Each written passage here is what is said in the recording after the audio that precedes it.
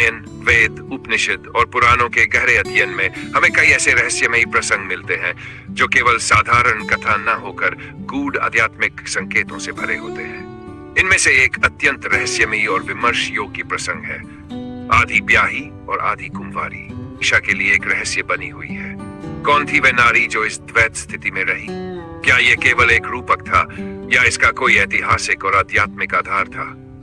इस कथा का उल्लेख कहीं स्पष्ट रूप से नहीं मिलता, लेकिन इसके पीछे छिपे गहरे आध्यात्मिक रहस्य को समझने के लिए हमें रामायण, वेदों, उपनिषदों और पुराणों के अद्भुत संसार में प्रवेश करना होगा।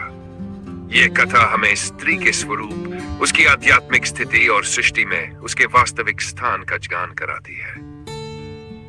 स्त्री के स्वरूप की रहस्यमयता। भारतीय शास्त्रों में स्त्री केवल एक व्यक्ति नहीं, बल्कि एक संपूर्ण सत्ता का प्रतीक मानी गई है। वह केवल एक नारी नहीं, बल्कि शक्ति, प्रकृति और स्वयं सृष्टि की आधारशिला है। जब हम ये सुनते हैं कि कोई स्त्री आदि ब्याही और आदि कुंवारी थी, तो यह हमारे मन में गहरे प्रश्न उठाता है। क्या इसका अर्थ यह था कि उसका विवाह अधूरा रह गया था, या फिर इसका तात्पर्य किसी विशेष शपथ, व्रत या तपस्या से था जिससे वह इस स्थिति में रही? क्या यह कोई दैवीय घटना थी जिसमें स्त्री ने अपने आध्यात्मिक और सांसारिक जीवन को संतुलित रखा? इस रहस्य को सुलझाने के लिए हमें रामायण की गहराइयों में उतरना होगा। रामायण में आदि ब्याही और आदि कुंवारी का संकेत। रामायण में एक ऐसा प्रसंग आता है जिसे सीधे सीधे इस कथा से नहीं जोड़ा गया है, लेकिन इसकी गहराई से विश्लेषण करने पर हम इसके रहस्यों को समझ सकते हैं।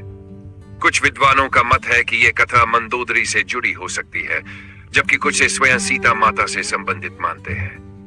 वहीं कुछ अन्य परंपराएं इसे अप्सराओं और दिव्य स्त्रियों के साथ जोड़ती है, जिनका विवाह नियमों और शब्दों से बंधा होता था।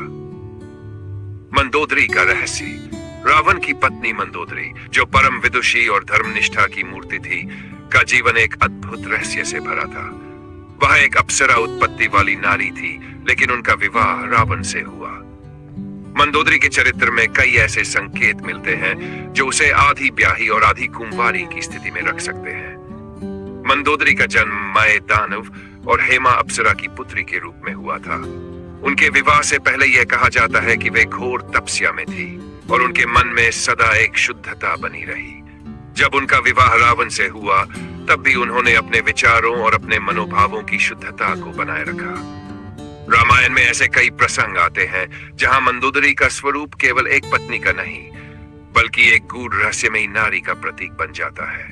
वह रावण की पत्नी होते हुए भी उसके कृत्यों का विरोध करती थी। वह सत्य, धर्म और नीति के मार्ग पर चलने वाली नारी थी। क्या यह कथा देवी सीता से संबंधित थी? एक अन्य दृष्टिकोण से देखें तो आधी ब्याही और आधी कुंवारी की यह अवधारणा देवी सीता से भी जुड़ सकती है। सीता माता का जन्म पृथ्वी से हुआ था और वे स्वयं प्रकृति स्वरूपा थी। जब उनका विवाह श्री राम से हुआ, तब भी उन्हें अनेक परीक्षाओं से गुजरना पड़ा।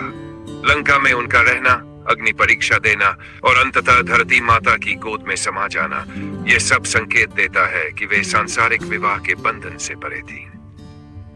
आध्यात्मिक दृष्टिकोण से इसका अर्थ क्या है? वेदों और उपनिषदों में स्त्री का वर्णन केवल एक लौकिक सत्ता के रूप में नहीं, बल्कि ब्रह्म की अभिव्यक्ति के रूप में किया गया है। भारतीय दर्शन में यह मान्यता रही है कि नारी केवल एक शरीर नहीं, बल्कि ऊर्जा का प्रतीक है। आधी ब्याही और आधी कुंवारी की अवधारणा इस सत्य को दर्शाती है कि नारी चाहे विवाहिता हो, फिर भी वह अपनी आत्मिक स्वतंत्रता और आध्यात्मिक चेतना को बनाए रख सकती है। यह स्थिति केवल बाह्य नियमों पर नहीं, बल्कि आंतरिक चेतना पर निर्भर करती है। पुराणों में इस अवधारणा का अन्य उल्लेख। यदि हम इस अवधारणा को पुराणों में देखें, तो हमें ऐसी अनेक कथाएं मिलती है जहां नारी अपने आध्यात्मिक संकल्पों और लौकिक जीवन के बीच संतुलन बनाए रखती है। अनुसूया का प्रसंग। महर्षि अत्रि की पत्नी अनुसूया, जिन्होंने अपनी तपस्या और सतीत्व से त्रिदेवों को भी बाल रूप में परिवर्तित कर दिया था, उनकी स्थिति भी कुछ ऐसी ही थी। वह विवाहिता थी, लेकिन उनकी साधना और तपस्या उन्हें सांसारिक बंधनों से परे रखती थी। उर्वशी और पुरुरवा की कथा। अप्सरा उर्वशी, जो पुरुरवा से प्रेम करती थी, विवाहिता होते हुए भी अपनी स्वाधीनता बनाए रखती थी। आज के समय में भी यह कथा हमारे लिए एक महत्वपूर्ण संदेश रखती है। यह बताती है कि स्त्री का अस्तित्व केवल विवाह से परिभाषित नहीं होता। वह चाहे गृहस्थ जीवन में हो, फिर भी उसकी आत्मा स्वतंत्र रहती है। यह केवल एक स्त्री की कथा नहीं, बल्कि हर आत्मा की स्थिति को दर्शाती है, जो संसार में आते हुए भी उससे परे रहती है। आधी ब्याही और आधी कुंवारी की यह कथा हमें जीवन के गहरे रहस्यों से परिचित कराती है। यह दर्शाती है कि स्त्री केवल एक सामाजिक संरचना का अंग नहीं, बल्कि एक आध्यात्मिक सत्ता है। रामायण, वेद, उपनिषद और पुराणों के गूढ़ रहस्यों को समझने पर यह कथा हमें सिखाती है कि नारी की असली पहचान न तो केवल विवाह में है, न ही केवल अविवाहित अवस्था में, बल्कि उसके आत्मिक बल और साधना में है। यह कथा नारी के अपूर्व तेज, उसकी शक्ति, उसकी साधना और उसके आत्मिक स्वरूप को उजागर करती है। यही इसका सबसे बड़ा संदेश है। स्त्री केवल शरीर नहीं, बल्कि एक दिव्य शक्ति का प्रतीक है और उसकी आध्यात्मिक सत्ता को समझना हर युग की आवश्यकता है। नमस्कार दोस्तों, अगर आपको यह वीडियो पसंद आया हो तो लाइक जरूर करें, अपनी राय कमेंट में बताएं, इसे अपने दोस्तों के साथ शेयर करें और हमारे चैनल को सब्सक्राइब करना ना भूलें। बेल आइकन दबाएं ताकि आपको नए वीडियो की नोटिफिकेशन मिलती रहे। धन्यवाद।